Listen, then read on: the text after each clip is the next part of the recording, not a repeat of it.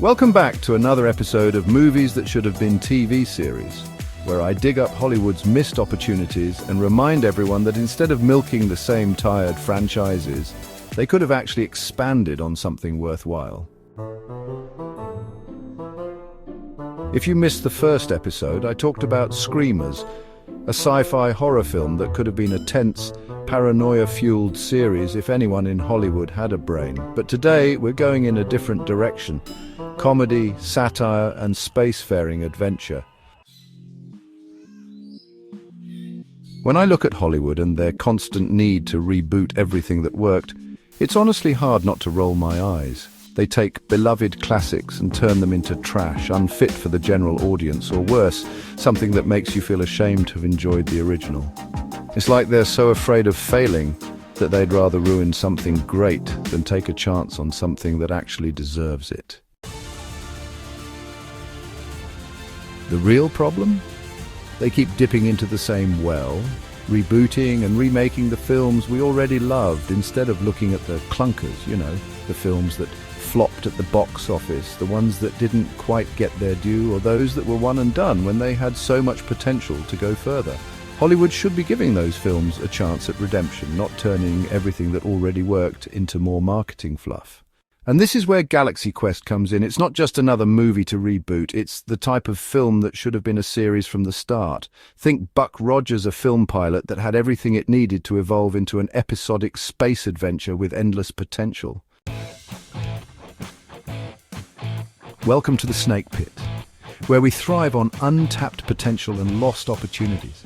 I'm your host, Snake Damon, and in today's episode, we're going to break down why Galaxy Quest deserved to be a TV series and how it could have been the next great sci-fi adventure on TV. For those who haven't seen it, get to it already.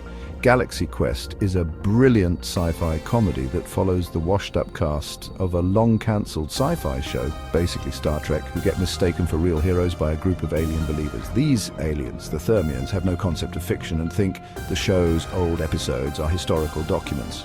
So when their species is under attack, they turn to the crew of the NSEA Protector, believing them to be actual space explorers. The result?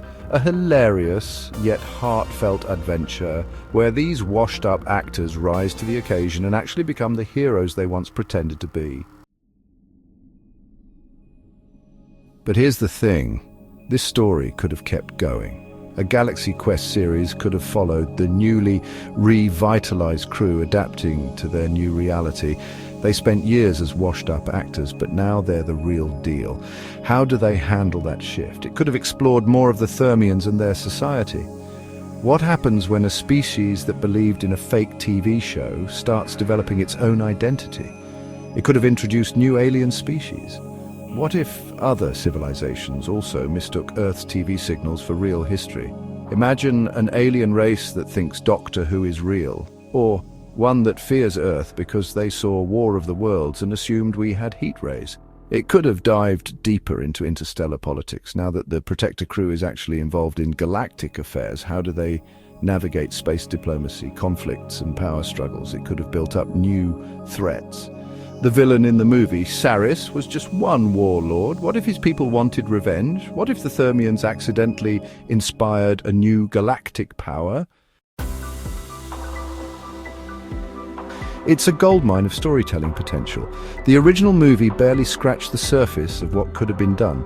A Galaxy Quest TV series would have to balance comedy, adventure, and satire, much like the original. But it couldn't just be a parody of Star Trek. It would have to embrace the adventure, becoming a legitimately good sci-fi series while keeping the humor intact. Shows like the Orville have already proven there's a market for sci-fi that balances comedy and genuine storytelling. A Galaxy Quest series could do that while keeping its unique premise intact. Each episode could focus on the crew tackling new alien civilizations that misinterpret Earth culture. The cast dealing with the pressure of being seen as intergalactic legends. Former TV tropes becoming real, forcing them to adapt or fail. Thermians learning how to operate as a spacefaring civilization. Check, check. Check one, check two, check, And the best part, it wouldn't need massive Star Wars level budgets to work. The original Galaxy Quest already thrived on the idea of using outdated sets, limited effects, and the ridiculousness of sci-fi tropes. A TV show could lean into that while still telling engaging and fun space adventures. Here's the thing, this almost happened. A Galaxy Quest series was in early development at Amazon a few years ago, but tragically, Alan Rickman passed away before it could move forward. His perfectly deadpan portrayal of Alexander Dane, basically Star Trek's Spock equivalent, was one of the best parts of the movie. And without him, it lost a huge part of its magic. But should that have stopped the project entirely? Maybe not. The cast could have honored Rickman's memory by continuing the story, introducing a new alien mentor in his place, or even writing his character's legacy into the series. Instead, Amazon let it die and we're left with Star Trek Discovery, a show that turned actual Star Trek into a melodramatic disaster while ignoring everything that made Galaxy Quest work. Done right, Galaxy Quest could have been one of the greatest sci-fi adventure series of all time. Done wrong, it would be another forgettable, soulless nostalgia cash grab. But one thing's for sure, this was a missed opportunity.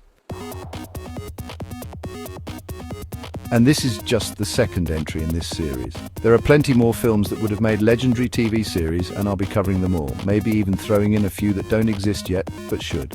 Stay tuned, because Galaxy Quest is just the beginning. Thanks for dropping by the Snake Pit, where we thrive on untapped potential and lost opportunities.